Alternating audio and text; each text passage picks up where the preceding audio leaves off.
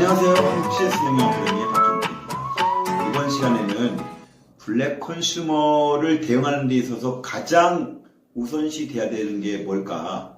저는 뭐냐면 블랙 컨슈머에 대한 정의라던가 판단 기준을 마련해라 라고 하는 어떤 부분들을 말씀드리고 싶습니다. 여러분, 우리가 블랙 컨슈머를 응대할 때 가장 중요한 것 등은 다른 것보다는 블랙 컨슈머에 대한 정의를 내리는 거예요. 근데 여러분 아시다시피 아직까지 국내에는 블랙 컨슈머에 대한 명확한 정의를 내리는 곳이 없습니다. 이게 학계가 됐던 또는 기업 또는 정부 또는 언론에서도 명확하게 정의 내리지 못해요. 왜 그렇죠? 되게 경계가 애매모호해요. 클레이머하고 블랙 컨슈머에 대한 어떤 경계. 그러니까 어디까지 클레이머라고 해야 되고 어디까지 블랙 컨슈머라고 하는 부분들에 대한 경계가 애매모호하기 때문에 보통 용어도 통일되어 있지 않죠. 대표적인 게 우리가 이제 일반 기업에서는 블랙 컨슈머라고 하지만 정부 기관에서는 뭐라고 그러죠? 악성 민원인 이런 말을 써요. 또는 이 학계에서는 또 뭐라고 그러냐면 비이성적인 또는 비윤리적인 고객 행동 이런 용어도 씁니다. 이게 아직까지 통일되어 있지 않다는 얘기는 명확하게 이게 구분하기가 좀 어려운 부분들이 있어요. 그래서 우리가 만약에 기업에서 블랙 컨슈머를 대응하기 위해서 아까 전에 모두에도 말씀드렸다시피 먼저 정의부터 내려야 된다는 얘기는 뭐냐면 우리가 일반적인 고객들은 CS적으로 응대하는 게 맞아요. 그죠? CS적으로, 그러니까 고객 만족 차원에서 응대하는 게 맞지만 이 사람이 만약에 블랙 컨슈머라고 판단이 들면 제가 앞으로도 계속 강조를 하겠습니다만 블랙 컨슈머에 대해서는 CS가 아니라 위험관리 차원에서 대응을 해야만이 기업 입장에서는 피해를 최소화시킬 수 있다라고 하는 부분들 때문에 반드시 우리가 블랙 컨슈머를 응대한다고 하면 판단 기준, 즉 정의라던가 기준을 만들어내는 것 등이 되게 중요하다. 그런데 이게 이제 업종이라던가 업태 또는 업무의 어떤 유형이라던가 회사가 어떤 업무를 하고 고객한테 어떤 서비스를 제공하느냐에 따라서 블랙 컨슈머에 대한 어떤 정의가 다 다를 수는 있어요. 그래서 이런 거죠. 간단하게. 다른 회사에서는 모르겠는데 적어도 우리 회사에서는 이런 사람들은 반드시 블랙 컨슈머라고 한다. 이런 것 등을 정의 내리는 겁니다. 그래서 만약에 그 판단 기준, 정의에 부합하는 그 고객을 응대한다고 하면 여기서 이제 판결은 나겠죠. CS적으로 응대해야 될지 아니면 위험관리 차원에서 응대해야 되는지에 관련된 부분들을 구분할 수 있겠죠.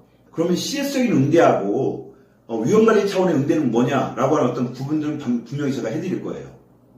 중요한 건 어쨌든 악성 민원이나 블랙 컨슈머에 대한 판단 기준 또는 정의를 내리는 것 등이 가장 우선이 돼야 된다라고 하는 부분들입니다.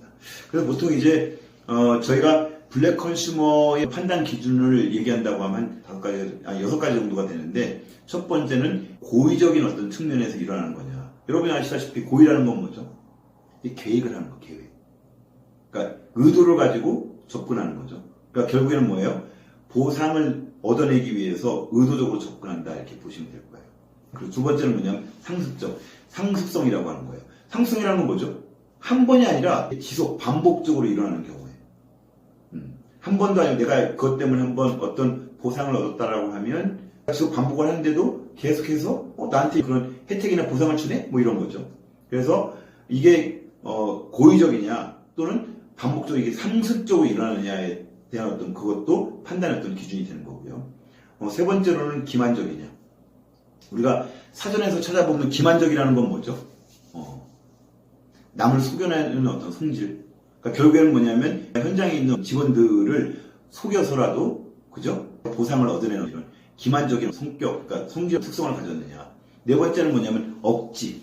우리가 보통 현장에 있다 보면 가장 힘든 사람들이 억지장 펴는 사람들이거든요. 이게 말도 안 되는 논리를 가지고 억지를 부려서 보상을 요구한다거나 자기가 얻어내는 어떤 혜택을 억지를 부려서라도 얻어내려고 한다거나 다섯 번째는 뭐냐면 과도하는 겁니다. 그러니까 보통 우리가 현장에 있다 보면 보상 규정이 있지만 그 보상 규정을 뛰어넘는 수도 있잖아요. 그러니까 이걸 이제 과도하다라고 얘기하는데 흔히 선 넘는다고 하죠. 그러니까 이미 규정도 있고 절차도 있고 회사의 어떤 정책도 있는데도 불구하고 그런 거 필요 없고 내가 원하는 건 이 정도 수준이니까 그걸 반드시 해줘. 이런 이 과도한 어떤 보상이라던가 요구를 하는 부분들일 수 있고요. 마지막에 이제 비윤리적.